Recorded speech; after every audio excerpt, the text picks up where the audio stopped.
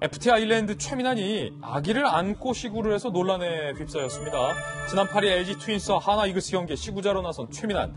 아기띠를 한 채 아들을 안고 등장해서 있는 힘껏 공을 던졌는데 이 과정에서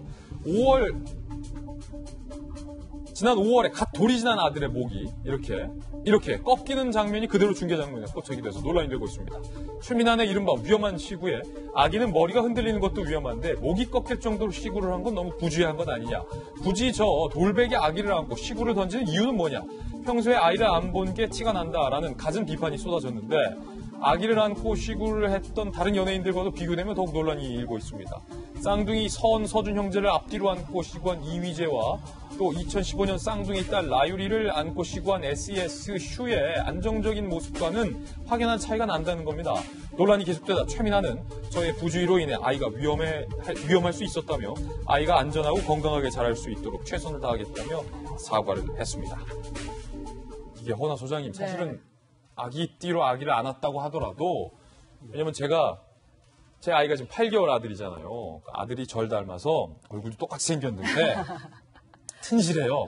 팔도 막 이렇게 막 튼실하고 많이 튼실하겠네요. 튼실하고 다리도 튼실하고 많이 튼실한데 그래도 아기띠로 제가 안고 있으면 이게 목을 가누긴 해도 아직은 좀 불안한 마음에 뭐 항상 제가 목을 받치거든요. 근데 그렇죠. 최민환 씨 고의로 그러진 절대 않았을 거예요. 아빠 마음이. 근데 시구 던지는 과정에서 아기 목이 꺾여서 깜짝 놀랐어요, 보면서. 너무 깜짝 놀랐어요. 사람이 어릴수록 머리가 크기 때문에 꼭 머리를 잡아줘야 되잖아요. 그래서 이렇게 앉는 자세 아주 좋습니다. 맞아요. 그래서 아이를 달래거나 보챌 때 우리가 막 흔드는데 흔들게 되면은 흔들린 아이 증후군이라는 게 있습니다. 아, 그런 증후군이 있어요? 그래서 부모나 어른들이 아이가 막 보채면 이렇게 막 흔들잖아요. 그럼 질병에 걸립니다.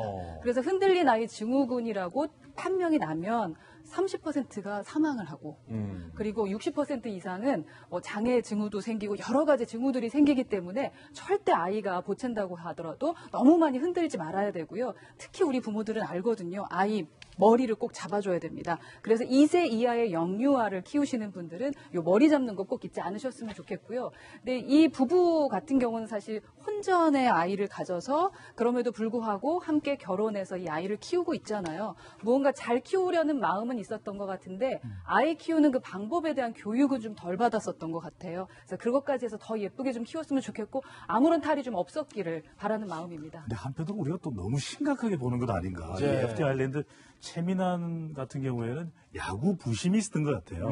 이 안전시구 논란인데 앞서 이 서은, 서준 쌍둥이 형제를 데리고서 시구를 했었던 이희재의 경우에는 팔만 사용을 합니다. 근데 이 최민환 같은 경우에 완전한 와인더블하고 어깨를 사용을 해요. 어깨를 사용해. 이렇게 되면은 안고 있는 아이의 목이 꺾일 수 있는데 야구 사랑이 워낙 깊다 보니 아마 이렇게 했을 텐데 이런 부분에 대해서도 이제 안전시구 논란도 있는 만큼 앞으로 누가 시구를 하든 간에 이런 부분을 좀 잘 알았으면 좋겠고 또 한편으로는 이 안정적으로 안전하게 야구 시구를 할 사람이 있거든요.